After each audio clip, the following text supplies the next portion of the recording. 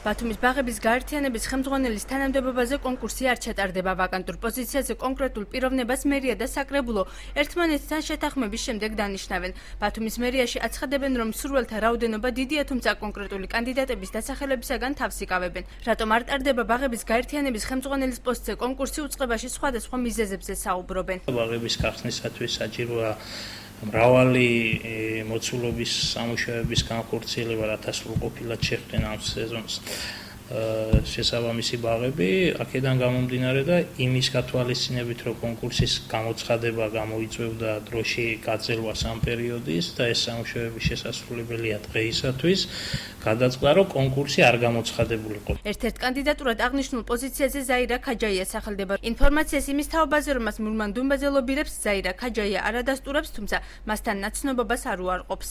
არის მაგაზე საუბარი, მაგრამ არ ამგონია.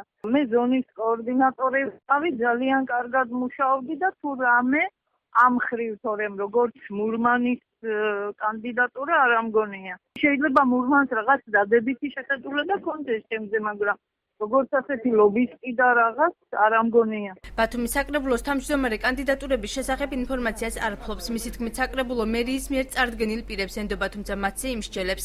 ირაკლი ჩავლეიშვილის თქმით, კონკურსი დანიშვნის შემდეგ ჩატარდება. ვინ ვიცი კადრია პირველად მესმის, უნდა გითხრათ, რომ მე ბატონ ბურგაძეს ვისნობ და შეიძლება ქალბატონ ზაირასაც ვისნობ. არც ერთის საწინააღმდეგო არ მაქვს, უბრალოდ ეხლა ახალი წესია, ეხლა მერია წარმოუდგენს საკრებულოს კანდიდატებს.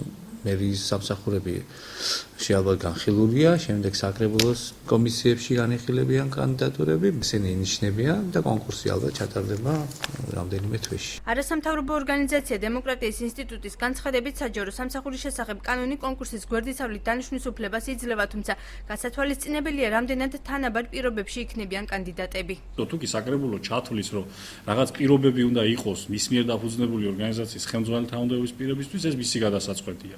რამდენად აყენებს კონკრეტულ პირობებში, ესეც გამომდინარეობს იმ პირობებიდან.